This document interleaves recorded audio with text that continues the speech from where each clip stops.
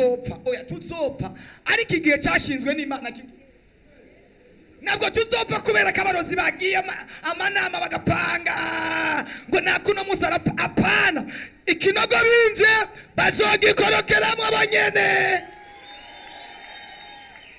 Kubera ko badutera ubwoba dufise Imana. Haleluya. Baramu yigeze kuja kuvuma ubwoko bw'Imana, agiye kubavuma, mu gishingo cyo kubavuma atangira kubahezagira. Baraki aramubaza atari ko wa mugabo ko naguhaye amafaranga ngo bamvumire ubahezagiye bigenze gute? Aramubwira ngo rega nyene kubarema yarabahezagiye, none jewe no bavuma gute? Yaramaze kubahezagiye. Baraki aramubwira nje twahagaze ku musozi utariwo, reka twimukire ku wundi musozi. Bimukiye ku wundi musozi, kandi ntabwo yabahezagiye kuko yabishaka, yabahezagiye ku bw'itegeko ry'Imana. Ejo narababwiye ngo tugomba kuba mu gihe tugiye kugendera mu itegeko ry'Imana. Ariko Mana yo mwijuru we, itegeko ry'Imana. Wagiye kubavuma, atangira kuvuga ngo abayakobo ninde yoshobora kubavuma? Kwiyabahamagaye yabaremye yabashizeho, yabahamagaye yamaze kubahezagira. Jewe no bavuma gute? Noraba akabango gute? Yavuze ngo sinoraba nakabango. Akabango ni kajya kantu kinjira mu jisho ry'umuntu, kandi nyenebo yaramaze kubaha umugisha. Haleluya. Acha senga isengesho, aravuga ngo sicoma nkazokwipfira nkuko bari abagorozi bazopfa. Igihe kirageze ngo abantu bivadikanye n'Imana yawe ku ngufu.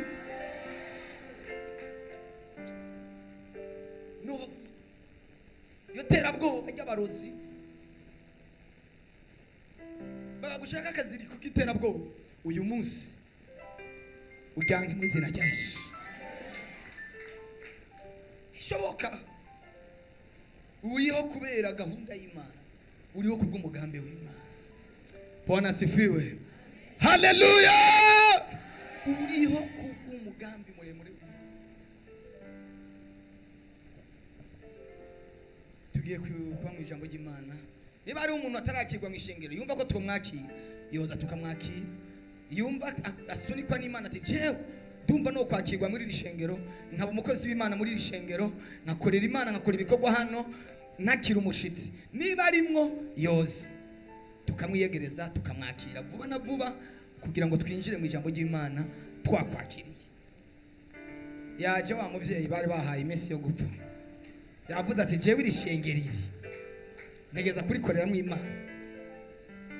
Ingo ngwino nawe wumva ijwi rigusunika kuvuga ati jewe numva aha hantu iyi Mana yaba abantu yoba Imana yanje, ndumva no kwifadikanya nayo. Nguyo wundi mukobwa wa Yesu yaje, ariko nitwokomera Yesu amashi kubwaba bene data. Nawe we wumva ari akantu kagoma kagusunika, iryo ni ijwi ry'Imana. Tukwereke marayika wa repentance, abe marayika wawe. Haleluya. Akurinda amajana maza. Turabona uwundi yaje yavuze ati jewe sinzoguma nza ngaha nk'umushitsi. Ingo turabona uwundi mukozi w'Imana, ariko nitwokomera Imana amashi kazi, kandi Imana ikirahamagara abantu bagifise imbaraga zo gukorera Imana. Dukomere Yesu amashi ko uyu mukobwa Imana ituzaniye. Bwana sifiwe. Ndagiye gusengera abaniba atawundi kugira ngo twinjire mu ijambo. Murabakiriye mu mirimo y'Imana, bakorera Imana, murakiriwe mu ishengero rya repentance. Niba mwarabatijwe muri mwese mwarabatijwe amazi menshi, mufise uburenganzira bwo kwinjira mu bikorwa bikorwa mu nzu y'Imana. Murabibona ico umva kigusunika gukora, uyinjire mu murimo ukorera Imana. Uri umuririmbyi uje mu baririmbyi, ni muri protocol, ukore protocol, security ukore security. Igikorwa wumva kiri muri wewe ukorera Imana, kuko Imana nikuzana hano kugira ngo uze kwica, ikuzana hano kugira ngo ukore. Reka tubakire, tubatunga ibiganza, tubasengere kugira ngo tubereke marayika w'ishengero. Tubatunga amaboko. Mana mu izina rya Yesu ndasengeye abana bawe, ndabakiriye muri ishengero ryawe.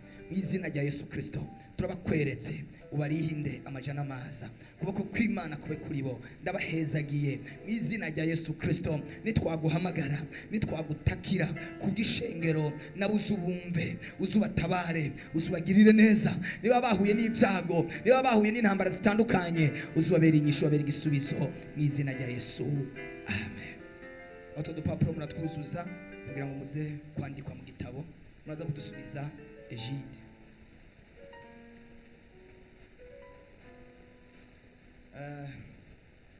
Twabonye undi mukozi w'Imana mwene data yaje yava ari kwijabira yaje twakiye abashitsi rero tumusabe azaguruke tumwiyegereze ashobora guhindukira ishengero rikakubona.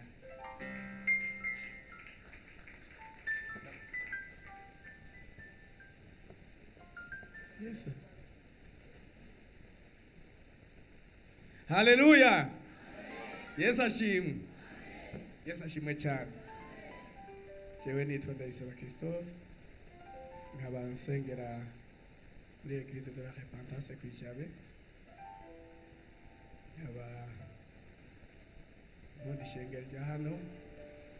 Numvise umushitsi no musi naho naje nacere. Naciye kuraba umuntu apfuge wawe ipfa kumpimba kugira nshike ngaha niho nabanje guca. Rero umwami Yesu nabahezagire ndabakunda cyane. Amashi ku mwami wacu Yesu Kristo. Yesu akugirire neza. Turamwakiriye mu izina rya nde? Yesu amukorera iki? Amen. Imana ikugirire neza nuko aradukunda. Baheruka hano tugitangwa tumaze iminsi mikeya dutanguye hano yari yaje n'umudamu we n'abana hanyuma ibyari bwakunde kwagaruka. Ndabizi ko mudukunda. Imana namwe irabakunda kandi natwe turabakunda. Imana ibahezagire. Reka twinjire mu ijambo ry'Imana. Shaka ko uyu munsi dufata umwanya wo gusenga.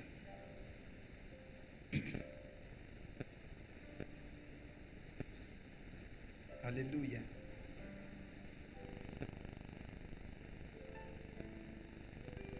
Twari tumaze iminsi turi kumwe n'umukozi w'Imana hano yitwa Ange. Twakorana ibikorwa by'Imana muramuzi wa mudamu. Nakiri hano mu Burundi n'umuryango wiwe.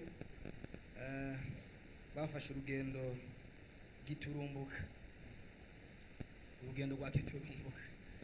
Imana yabakoreye surprise.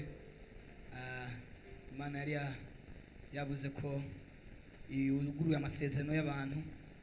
None Imana yarabikoze ubu bari muri Amerika n'umuryango wose. Rero arabaramutsa byo mujoro nka saa 8 n'ijoro twaravuganye bameze neza.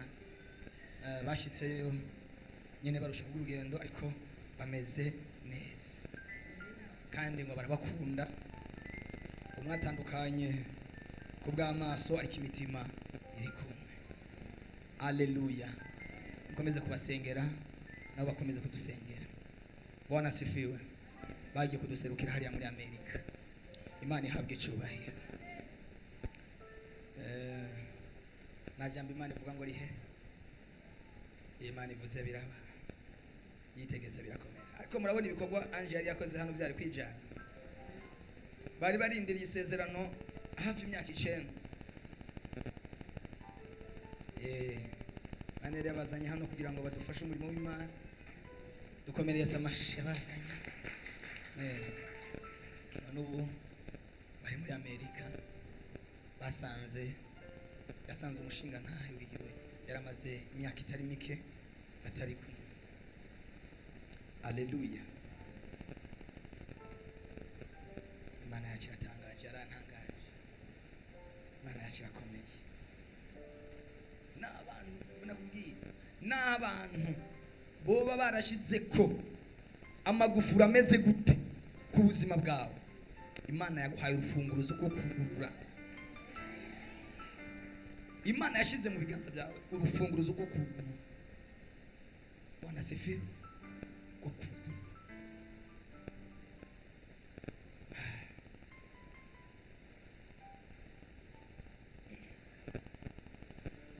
twihute dusome ijambo ry'Imana.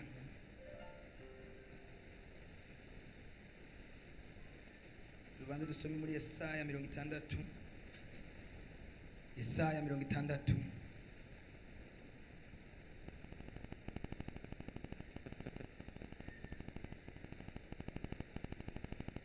Isi bizavaho, ijuru rikavaho, uwizera azabona ayo masezerano. Isi yose bizavaho, ijuru rikavaho, uwizera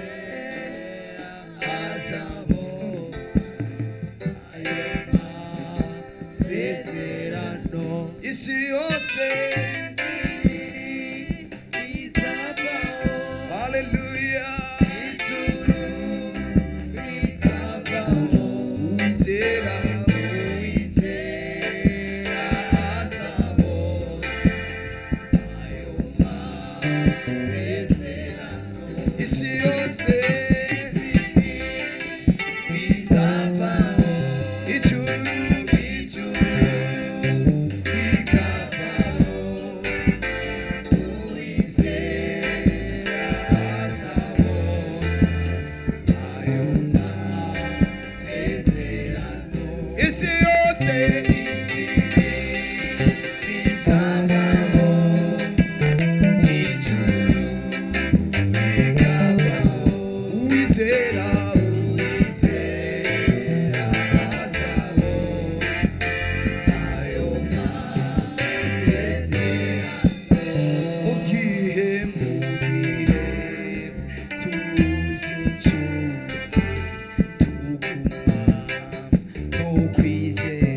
Yesu niwe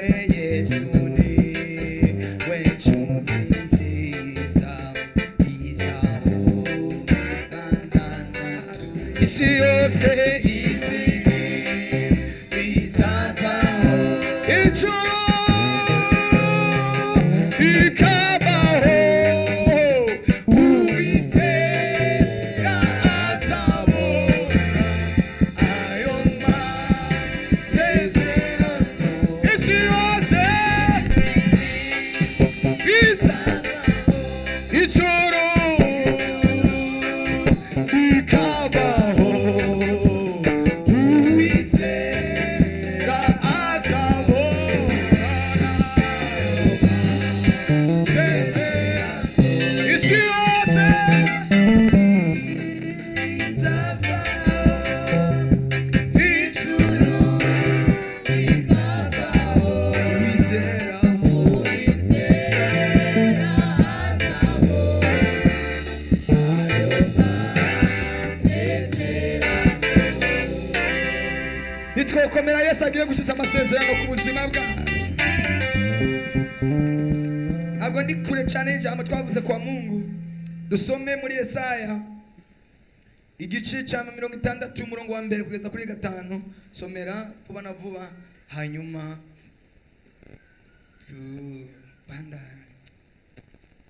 turasoma mu izina rya Yesu Kristo. Amen, amen. Nganzi ijambo iravuga ngo ubwiza bw'i Yerusalemu bwo mu gihe cy'iherezo. Haguruka ukayangane kuko umuco wawe ushitse, kandi ubwiza bw'Uhoraho bukaba bukurasiye. Kuko raba umwiza uzotwikira isi, umwiza w'umuzitanya uzotwikira amahanga, ariko Uhoraho azokurasira, kandi ubwiza bwiwe buzokubonekako.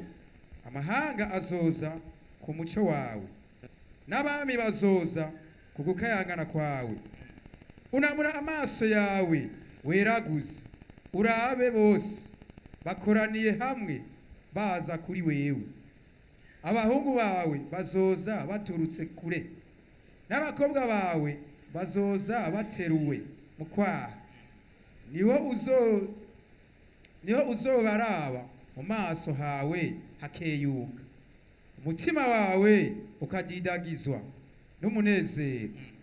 Mutima wawe ukadidagizwa n'umunezero.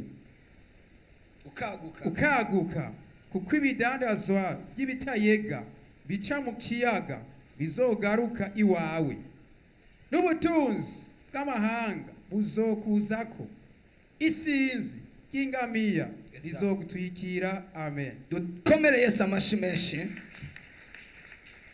n'aya majambo y'Imana shaka ko tuganira. Ijambo Imana yashyize ku mutima numva ko tuvugana n'iri rivuga ngo Imana igomba kukunagura. ntabwo mwanyumvise. Imana yifuza kukunagura, kugusubiramo ikagutunganya gusha. Haleluya. Imana irifuza kugusubiza agaciro. My God. Imana iragomba kugusubiza agateka. Kandi iyo bavuze gusubizwa, umuntu asubizwa ikintu yaratswe yarafitiye uburenganzira. Bagusubiza ibyari ibyawe, wari wanyazwe, wari wibwe, wari watwawe, bakabigusubiza. Babigusubiza ku neza. Ni itegeko. Uyu munsi uragomba gusubirwamo Imana ikunagure. Haleluya.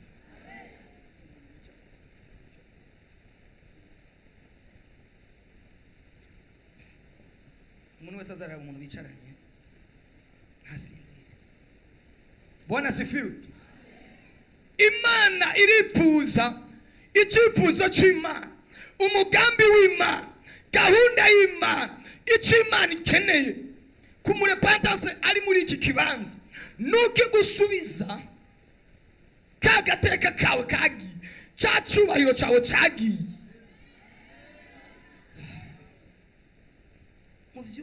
mubyumve ibi bintu, mubyumve, mubyakire.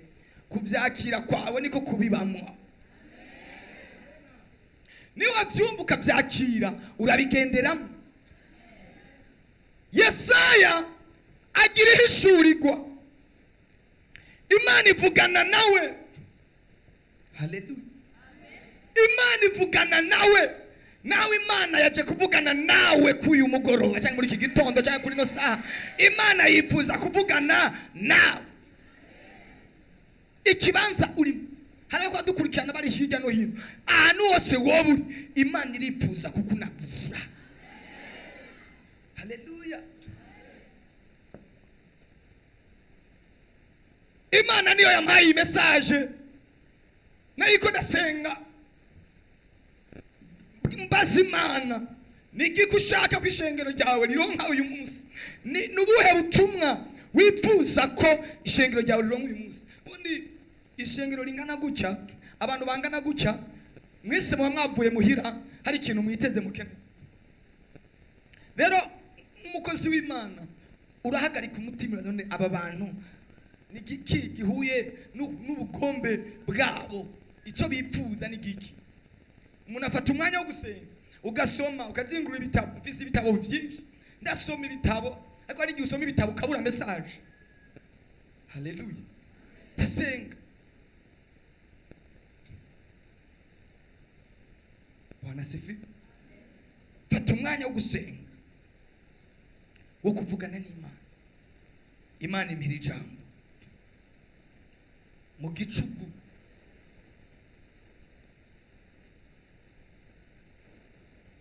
Imana impira message, irambwira ngo icyo nipfuza ku bantu banje ni ukubanagura, ni ukubasubiza agateka kabo. Iyo ikintu kinaguye gisubirana ubwiza burenze ubwo cyari gifise. Abacuzi nibo babizi, bajya bacura ibyuma, gafata icuma bakagikuramo ikindi cuma. Iyo bagicishije mu muriro baragiturira kikaka. Iyo cyatse kigasha, bituma ingese zatumye cirabura zikivako, hanyuma bakagishira kwibuye cyangwa ku kindi cuma bakagihonda, kikava kinkamba, kikavako ubucafu, bakakigorora bakagikuramo ikindi gikoresho bipfuza gukuramo. Mana njyambye ngo ndakubwira, iragomba kugucura igukuremo igikoresho yipfuza, igukuremo Mana y'ijuru, kuko iragomba ko uyikorera, iragomba gukora ubushake bwayo, ariko niyo kuyikorera ukiri muri ubwo buzima, ukiri muri iyo mibereho, ukiri muri ubwo buzima butagira ishusho, ukiri muri ubwo buzima butagira icyerekezo, yifuza kubanza kugukurako ibituma utagaragara, yifuza kugukurako ikintu cyose gituma utagaragara, ikintu cyose gituma utaboneka.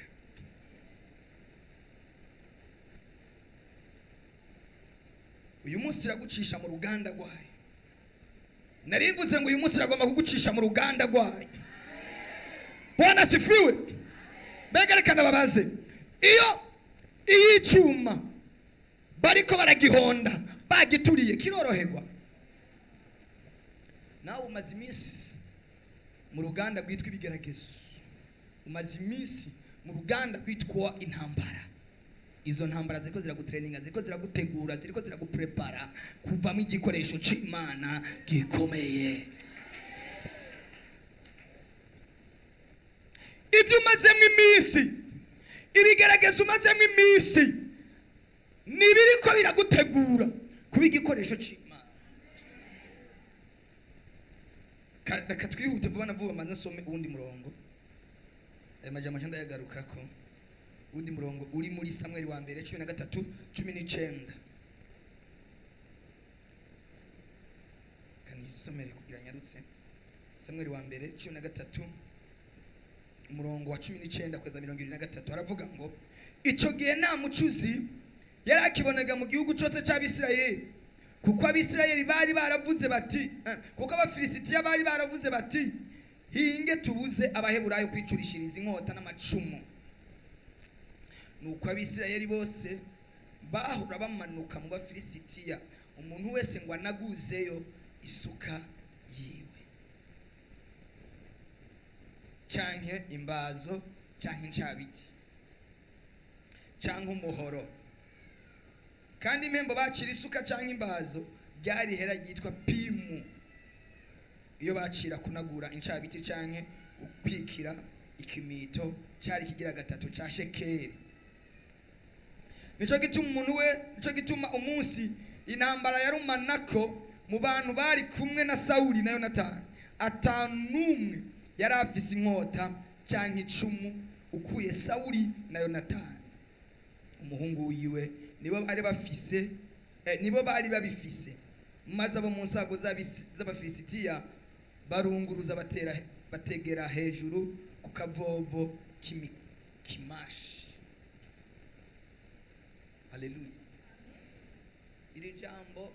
Iri jambo sinzi ko turyumva neza. Tekereza igihugu cyose cya Isirayeli.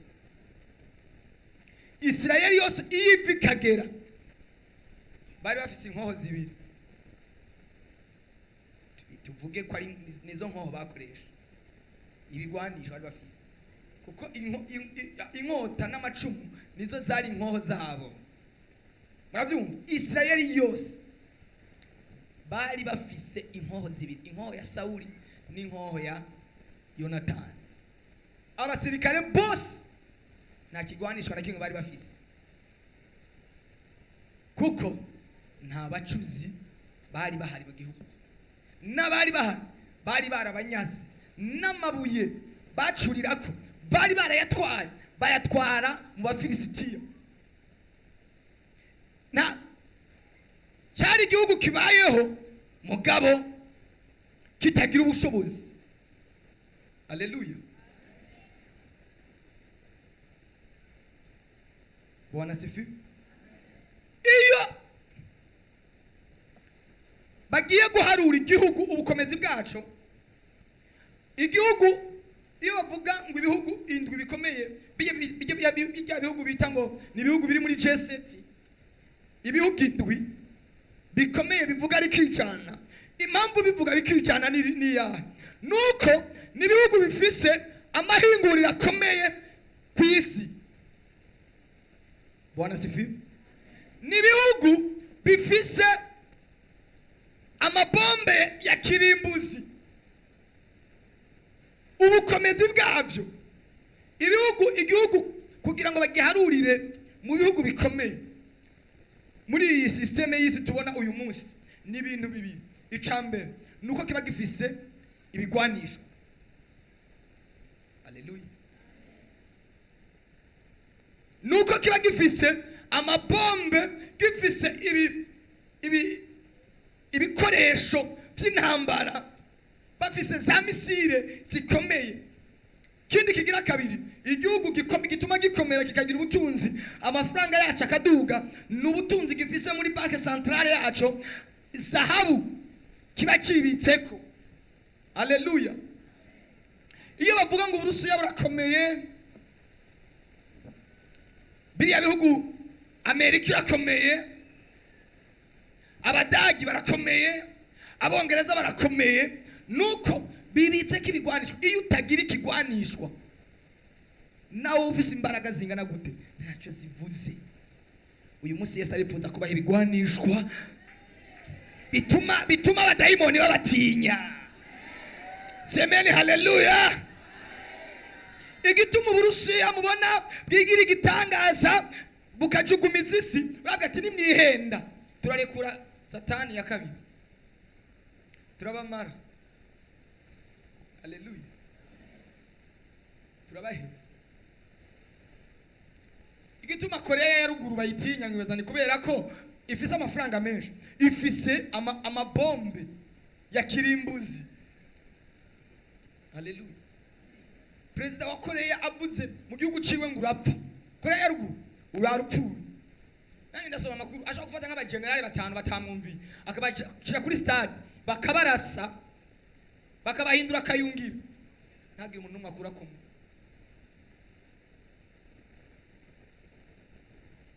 Haleluya. Kubera iki? Ubundi bushobozi hitwaje. Imana iragomba kubaho ubushobozi burengeye ubushobozi bw'amabombe, burengeye ubushobozi bw'amamisire, burengeye ubushobozi bw'amarokete. Twozamura. Haleluya. Iragomba uyu munsi banagure, iragomba igusubiremwo. Oh haleluya. Iragomba yongere ikuronuvere, ubicaremwe kindi gishasha, witwaza imbaraga zirenze izo wigeze kwitwaza.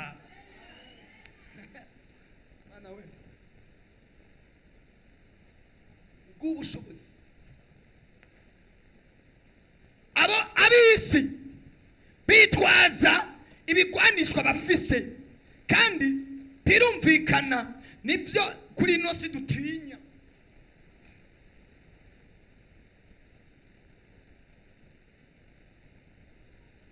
Haleluya.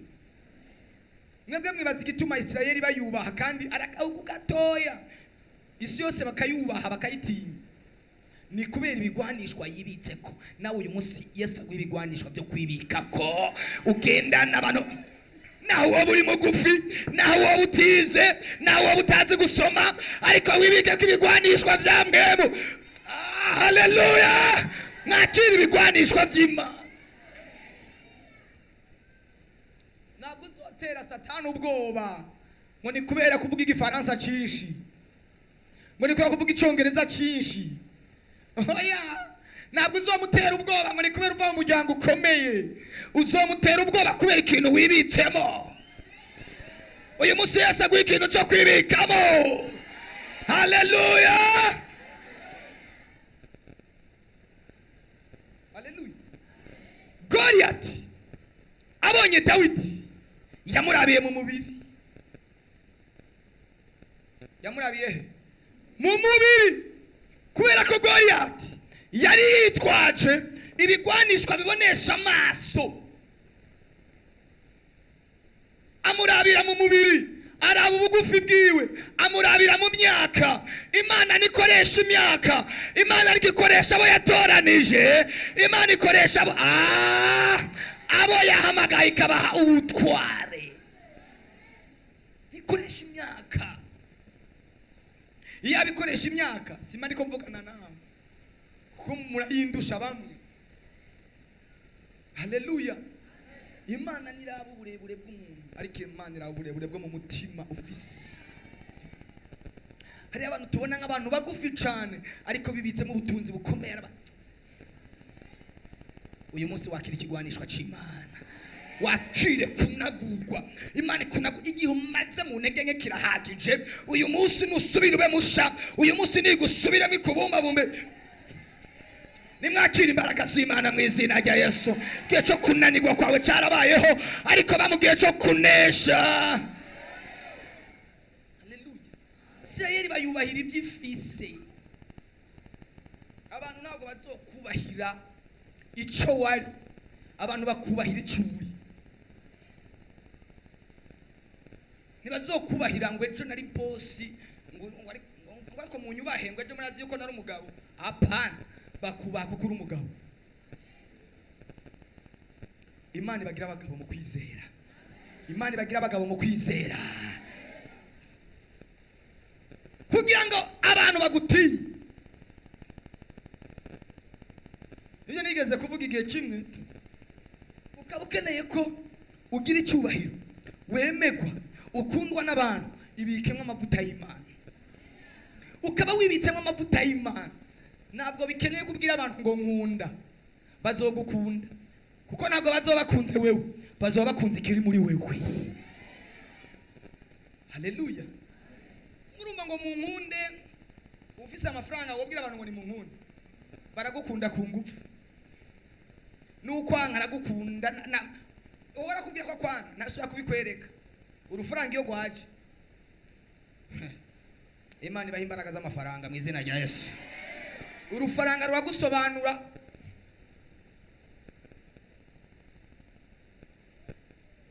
Bwana sifi. Imana yaguhaye, Imana yakugururiye imbaraga z'umwuka wera, ukamenya agaciro kamwe yera. Naho narababwiye naho woba utiyoga, kandi nibyo ukunda kutiyoga ufise mwe yera. Bwana sifiwe sana. Naho utiblosa ufise mwe yera, naho kumva yuko unuka.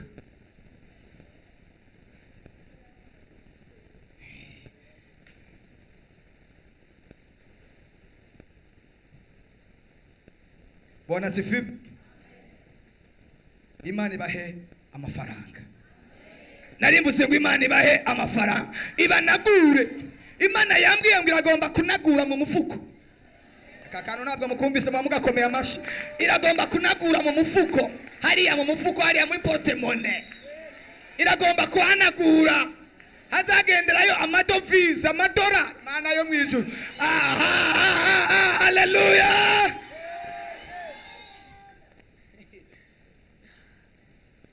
Imana ikunagure mu mufuko. Nimba ari ikintu kibishe nukubura amafaranga, ukabura umuntu w'umugabo, ugasohoka muri akubwira ngo uzana amafaranga y'amakara, ukavuga uhuma, ukayabura, biteye agasuzuguro. Uri umuntu w'umugabo akakubwira ati zana rero, urumva umunyu waheze. Ariko mwabadamu mwe namwe Imana ibaha amafaranga, nta mudamu wo gusaba umunyu. Mwabyumvise? Imana ibaha amafaranga. Imana yambwiye ngo iragomba kubanagura mu mice yose. Umuco w'Imana uragomba kurasira mu mifuko yanyu. Oh haleluya. Ngenda nakaranga muntu mwazabone kubera kudakunda portemone, ishira yikisa. Ndayishibika yonyene. Muri portemone se ishira yo karanga muntu atake. Mva kugashira nga. Ariko iyo byaciyemo shira muri portemone. Kandi nkasha muri za portemone zitajya mu mufuko, zazi dutwara mu ntoki. Hari ama portemone adashobora kuja mu mufuko, utwara mu biganza. Ndavuze ngo Imana ikunagure mu izina rya Yesu, ikunagure.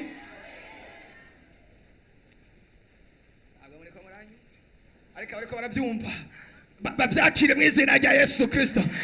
isezerano wari warabwiwe ry'ubutunzi ryo gukomera Imana igiye kurisunika. Umuco wawe warashe, umuco wawe warashe. Semeni haleluya. Iyo igihe cyawe cyageze ibyawe biraza ku ngufu. Bwana sifi. Byawe biraza ku ngufu. Uwabifashe, uwabigumije, uwabyise ibyiwe kandi atari ibyiwe arabirekura ku ngufu. Kuko Imana yamaze kukunagura. Imana yakunaguye ikwemeza abatakwemera, igukundisha abatagukunda, abantu bifuza kwifatikanya nawe. Oh haleluya. Reka ndakubwire, iyo umuntu yafutanye aba yisize, afise ubwiza, afise inzobe, ariko ntihagire umuntu ayibona. Ngwengenekisa, ngwengeneke. Uraba neza bakavuga ko uraba imirazi. Kandi uraba neza, iyo mirazi ukayirondera kuki ko ndaba neza. Ariko Imana yakunaguye. Naho woba wirabura, bavuga ngo akwiye umuntu ariyambiza kandi utiyambiza. N'ubwiza bw'Imana n'amavuta y'Imana, Imana yagusize. Twazamura haleluya. Imana yagusize amavuta iyo yakunaguye. Abantu ngo numva wombera daddy, numva wombera uncle, numva wombera pare, numva wombera marene, ariko ibintu bitarasobanuka sha. N'abari muri telefone yawe abufise abagenzi barakubloka bakagusha muri liste noire, ariko iyo byaciye mwe yakunaguye yo. Semeni haleluya. Semeni haleluya. Reka ndakubwiza ukuri, Imana ni yakwibuka zobanza uhinduka kayite simu. Urabe ingene bacana ko barondeza, mbega naka nimero kana akamumbonera, mbega naka byagenze gute. Semeni haleluya. Yakunaguye, iyo yakunaguje zobanza uhinduka kanimero ka kayite simu kugira ngo banze urabe. Banze urabe ingene bifana. Kandi ndiko mvugana n'umuntu nk'abantu b'Imana. Mwabakobwa mwe, iyo Imana yakunaguye baza abasore 10 bose bazanye dahita mwonde n'igihe canje cyageze, igihe cyawe cyageze, bakaza abasore 10. Ariko sha iyo yagupfuce, iyo upfuce, iyo unyegeje nako mwari kumwe karagenda atariko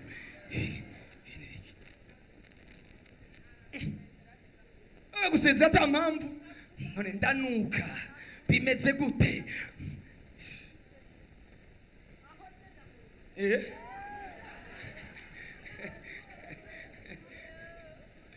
Ariko furaha ndagukunda. Imana iguhezagire. Uzi kwakira, wakire mu izina rya Yesu. Uyu mwaka utararangire wakire demande nziza mu izina rya Yesu. Haleluya. Kandi n'ijambo ry'umuhanuzi rirarema, n'ijambo ry'umukozi w'Imana rirarema. Akira message nziza mu izina rya Yesu. Ukiri muri biteraniro wakire message. Sema haleluya.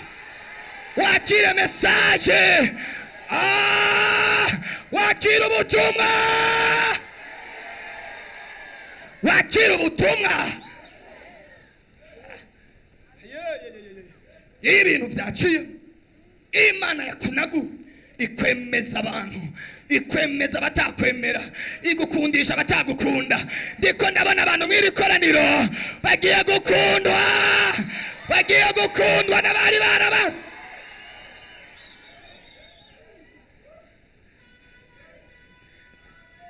Amen.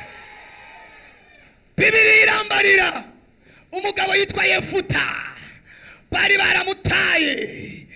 Haleluya. Baramuta bene wabo, tuvemwo tituvukana, ngo acaja kubana n'abantu b'ibirara, baja kuba mu ishyamba. Ariko agezeyo arakomera. Vuga ngo arakomera. Nabo bagiye gusanga warakomeye, bagiye gusanga ari wowe utwara, bagiye gusanga ari wowe utegeka, bagiye ariko ibyo ni wowe byakira ngo utere haleluya. bagiye gusanga ari we ufise ijambo. Baramuhamagara ngo Yefuta we, ati sabwe bimeze gute, urihe? Timurabizi ko ari mwe mwantaye, none ko twahuye n'urugamba rukomeye kandi rwatunaniye kandi twagize iyerekwa, tweretswe, twabonye ko urugamba rwacu atawundi muntu arushoboye. Mana ya mwijuru, cyenge mvuga akakantu umuntu aza kukumva akizeye, Imana igiye gushiramo agakode, bine niwe wifise. Mana yo mwijuru, bine niwe wifise, niwe ufise modo pass inshuti yanje. Oh haleluya,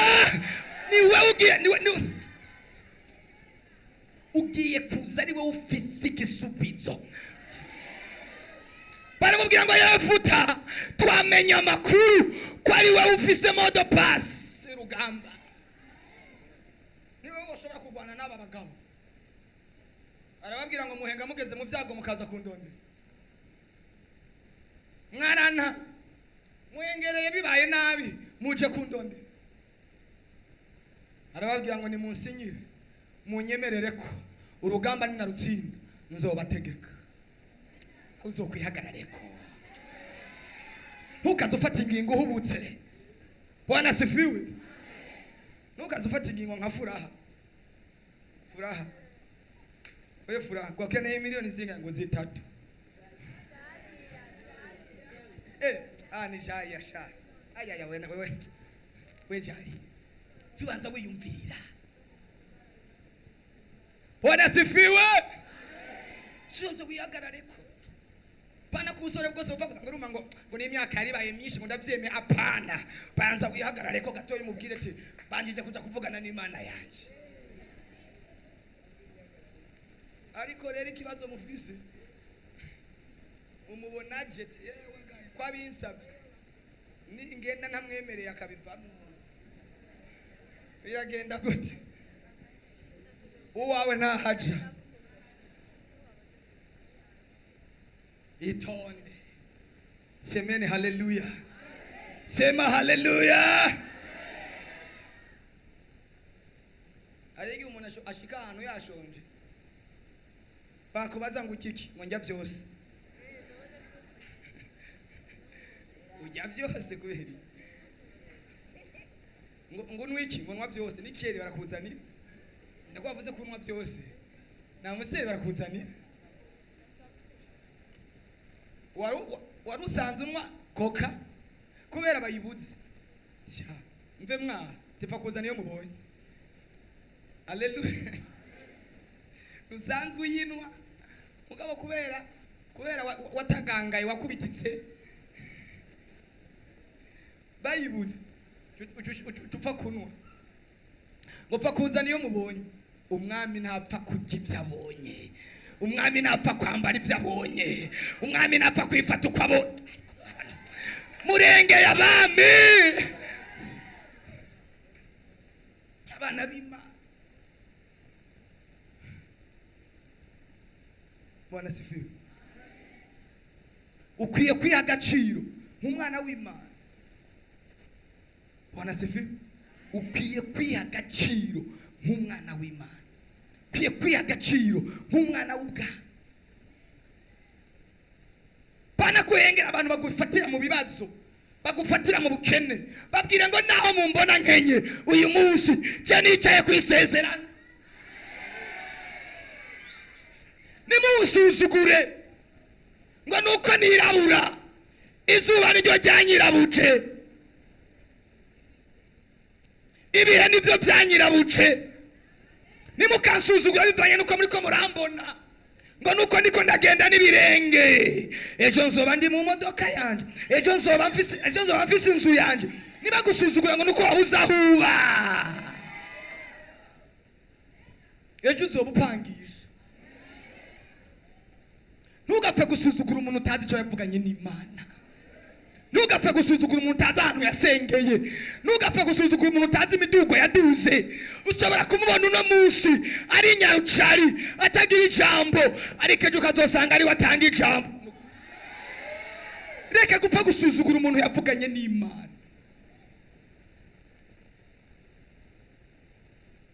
Kukejo byohinduka ugasanga niwe shefu.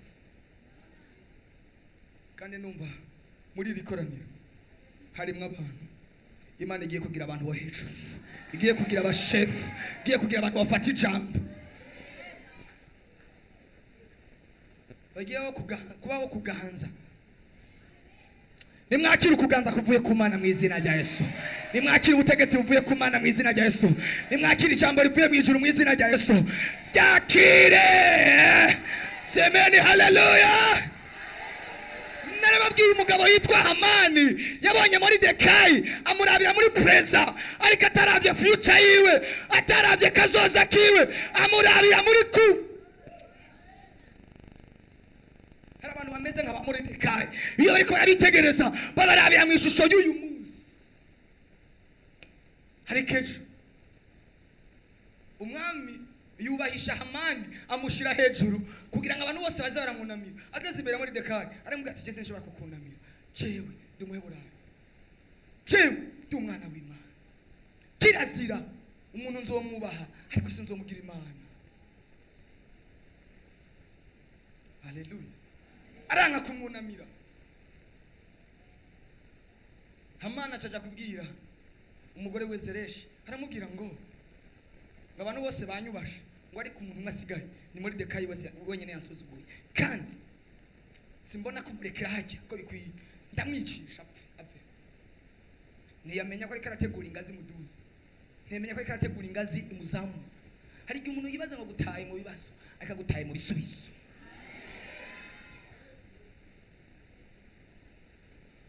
Imeze nka cya gikere bakibwiye ngo wagikere turakwicira umunsi kandi tuza kukwicisha amazi. Hatoya umuntu ntaye mu mazi muba munyishe. Tineko dufise ibihano bibiri tora kimwe, tini muntu mu muriro, umuntu ntaye mu mazi muba munyishe. Acavuga ati kwavuze ko amazi ari nyinshi, reka gikere tumute mu mazi.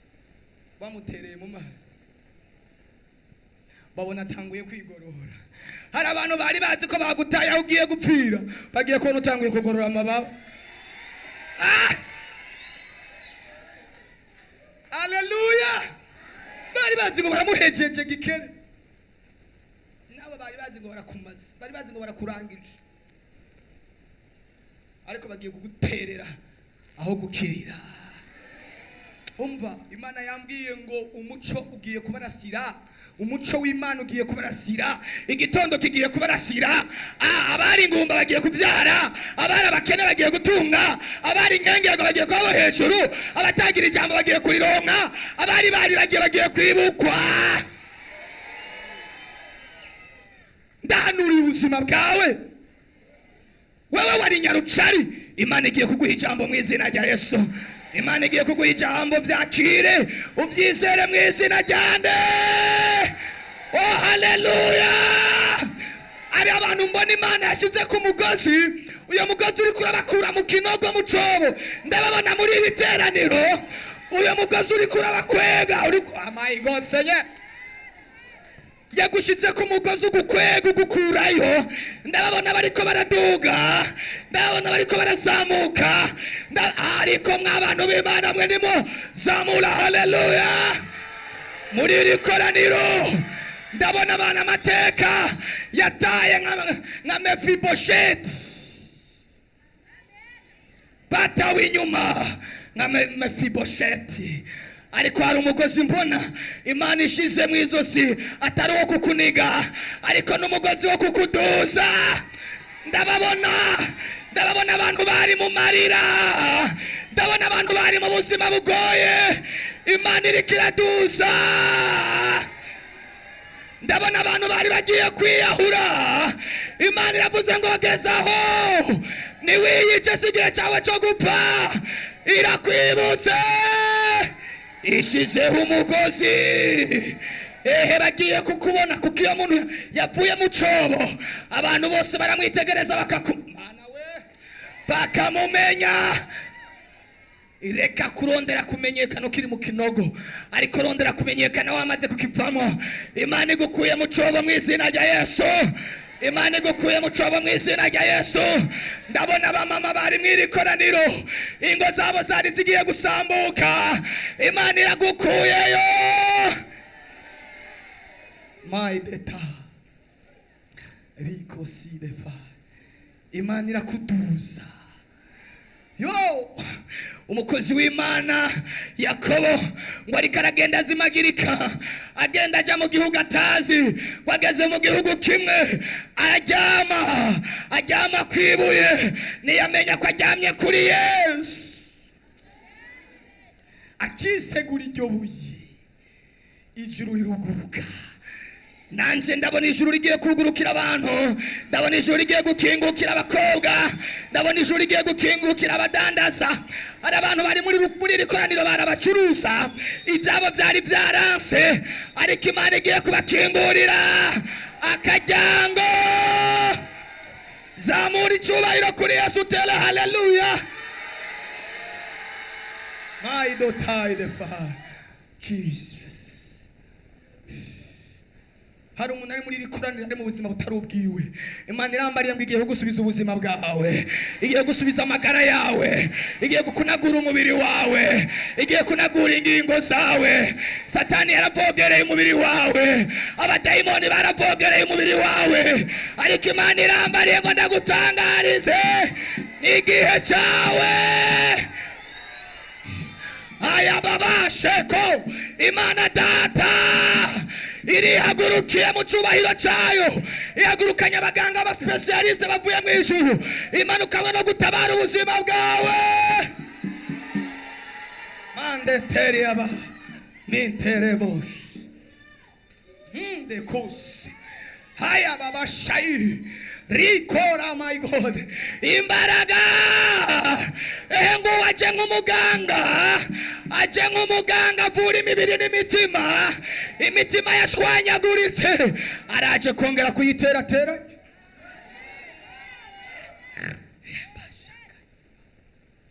Yaba ubyumvise ubuzamuye haleluya. Amateka yawe ahindukiye muri iri koraniro, akazi kawe karahindukiye muri iri koraniro, ikibanza cyawe kirahindukiye muri iri koraniro.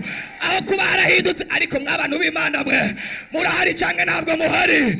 Ndabona abantu Imana ikuye mu buzima bwo kwizungurukako yinjije mu bihe by'umwitegenzo. Hari abantu Imana ikuye mu buzima bwo kwizungurukako, ubuzima bwo gufata ibintu bidafatika. Imana data wa twese irazinguruye ibyari bizingazinze nk'ingata, irazinguruye ibyari bizingazinze nk'ingata, irakinguye ibyari byugaye, ishyizeho imiryango. My God, my God, ndabona imiryango 7 ikingutse ku bantu. Ndabona imiryango 7 Imana yuguruye. Ndabona imiryango 7 Imana ayibashakata ya baba. Tere baya. Imana irakugururiye bibyizere. Tera haleluya. N'abantu bari kure bari barakwibagiye, bagiye kukwibuka. N'abari baragutaye nka Yefuta bagiye kukwibuka. Nande tere bash rito taya zafa. Haleluya. Umbiriza nakubwira iki kintu, Imana igushiza hibonekeza. Imana igushiza hibonekeza. Imana igukuye mu rufuri, Imana igukuye kuri pubere, Imana igukuye ku cyavu, Imana igukuye mu mukungugu, Imana ikwicarikanye n'abahambaye. Imiryango 7 irugurutse.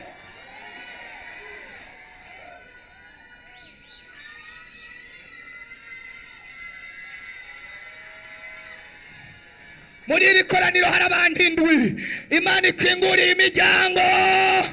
Yari imiryango ikomeye. Mande tetere detei rikora bashikosia rimaya bashanda. Imana irambariye ngo irakugururiye. Ndiko ndaprofetiza, ndiko ndahanura, ndiko ndatangaza intsinzi, ndiko ndatangaza ubuzima bushasha. Osema haleluya. Umva nibashake bakurondere hakiri kare, kuko ibyo Imana igiye gukora bizobagora kugushikira, bizobagora gushika aho uri. Reka ntangaze iki kindi kintu, Imana iraguhaye kandi iguhaye n'indishyi y'akababaro. Imana iraguhaye kandi iguhaye n'ishumbushayo. Imana iraguhaye umuco.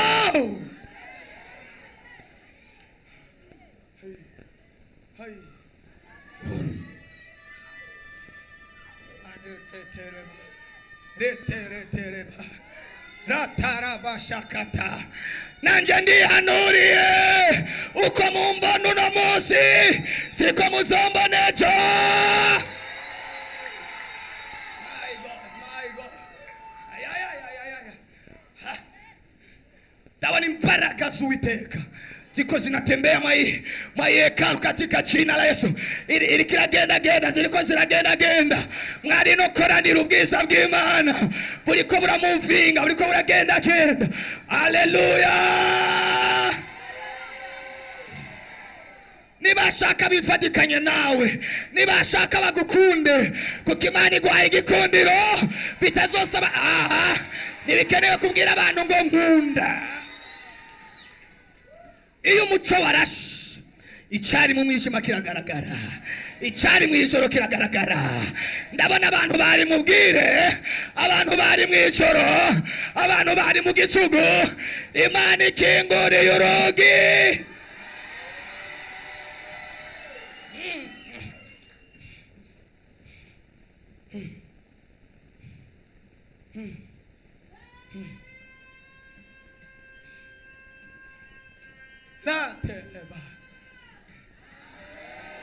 Nibizo kwama biruko nikwagize umuremya ravuze birarangiye amarira warize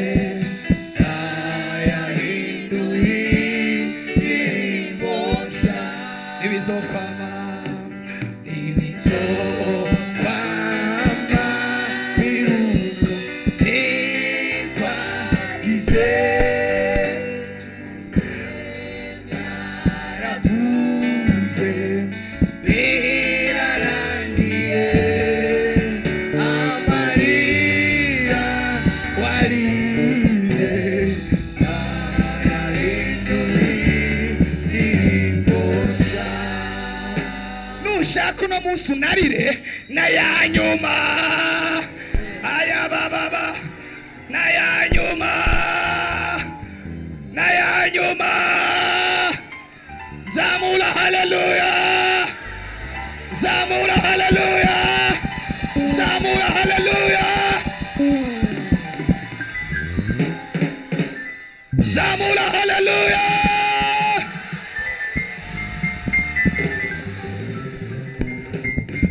Iyo bana umunyabwenge wafata ituro ukavuga ngo iri jambo ndaryakiriye, ndarihinduye icyanje, ndakonfirmye, kuko Imana nayo yamaze gukonfirma. Ariko wewe utabyizeye, bishobora kuguma mu majambo, ariko kubyizera kwawe biraza kwambara umubiri mu izina rya Yesu. Nimuzamure icyubahiro. Holy abashaya amarira warize nayahinduye ingosha. Amarira warize nayahinduye ingosha. Ibizo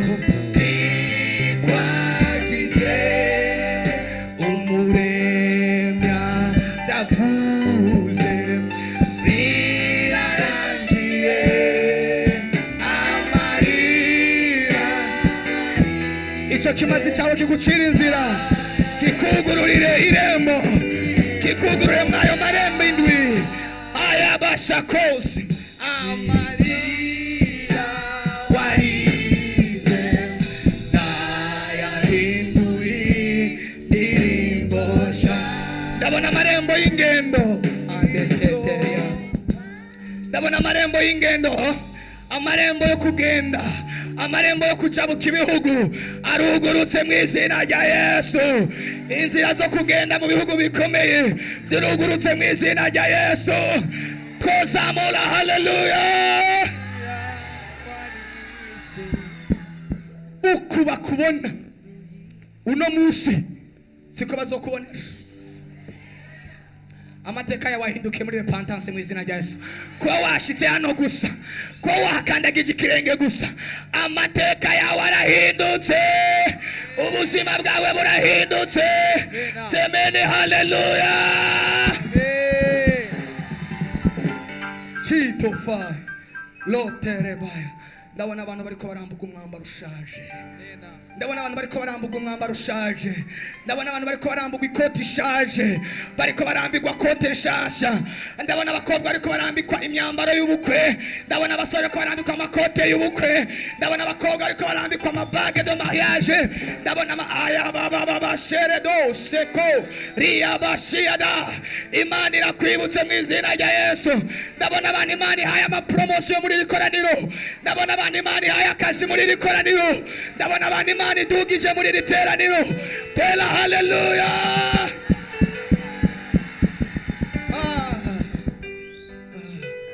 wararize bihagije ugeza naho wiheba ariko imana iravuze guhumura ndakwibutse wararize bihagije ugeza naho wiheba ariko imana iravuze guhumura naho kwiringiye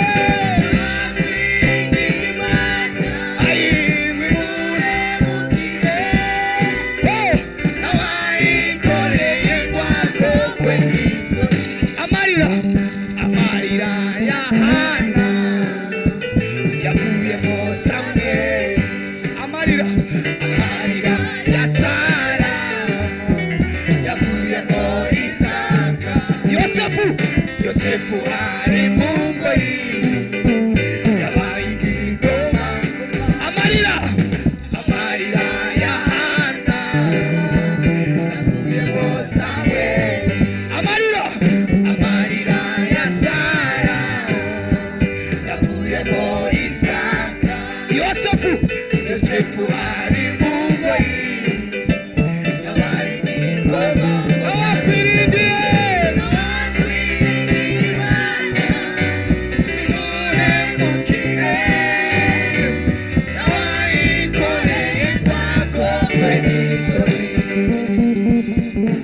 Imana irambariye ngo isoni zose wagize zirarangiye ibitetegwe byose wagize birarangiye amajambo mabi bakuvuza ararangiye Imana ishizeho urwandiko rushasha rukuvuga neza azamura haleluya rwandiko rukuvuga neza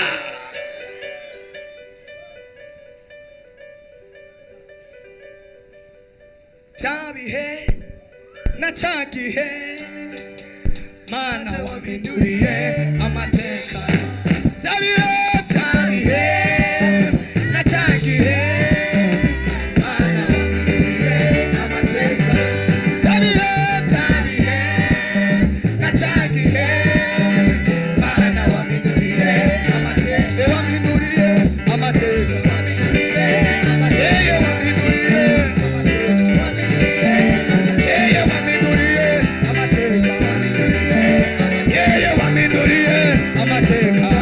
Yeah.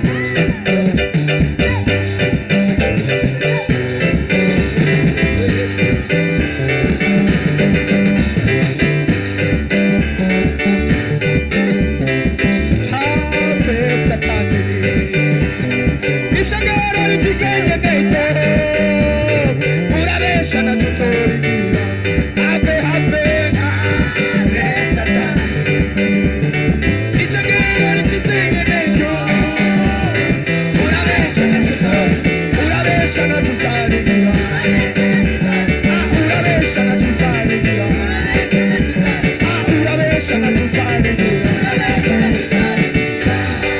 zamura haleluya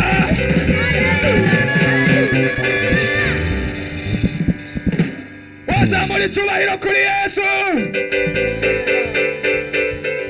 Ndavuze ngo niwicare mu kibanza cyawe mu izina rya Yesu. Ndavuze ngo icara mu isezerano ryawe mu izina rya Yesu. Wowe bipinga utobipinga ntushobora guhagarika umugambi w'Imana. Ubyumva utabyumva Imana hari abo yakoreye, hari Imana yugururiye, hari Imana yakuye ko karande. Imana yo mu ijuru muri rikoraniro hari abantu Imana ikuye ko karande, niwe ugiye kuba. Reka mvuga aka kantu, ibyabaye mu muryango w'iwanyu wewe ntibizokubwira ko ubushobozi, kuko wewe muri wewe hatekeyemo ubwiza bw'Imana. Ibyagize ingaruka muri famiye y'iwanyu wowe urabidominye, wowe urabirenganye, wowe urabire. Imana yo mu ijuru ariko muranyumvise ngo mutere haleluya. Reka mvuga aka kantu, naho mu muryango w'iwanyu atanumwe yigeze akorera Imana, wewe biciye kuri ugiye guha umukozi w'Imana, ugiye gukorera Imana. Oh haleluya. Ibyo batigeze barota ko bibaho biciye muri wowe bigiye kuba mu izina rya Yesu. Amen. Haleluya. Imana irambariye ngo bari barahombye bahomboye. Simvuze guhomba ko amafaranga gusa, mvuze guhomba ko mu mice yose itandukanye. Ibyo uzi byari byarahombye, Imana izango no kuguhombora. Imana ariko sinzi ko nyumva ari abantu umubiri wabo wari warahombye, ariko Imana ije gutera uwundi mubiri mushasha. Wagenda wiherera ko bakavuga ngo ujya mu nagwaye sida kandi atayigwaye, ujya mu mva ugiye gutagata, ugiye kubyibuha, ugiye kugira isura nziza, ugiye kugira ishusho. Imana yo mu ijuru. Bwana sifiwe. Bwana sifiwe. Bakwitiranije kera bagiye kumenya ko ari wewe. Bagiye ariko bagiye kumenya ko ari wewe.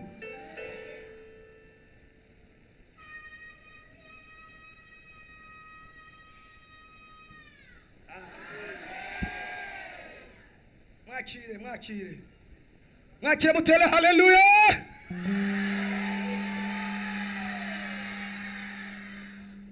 Haleluya. Mateka y'abantu arahindutse.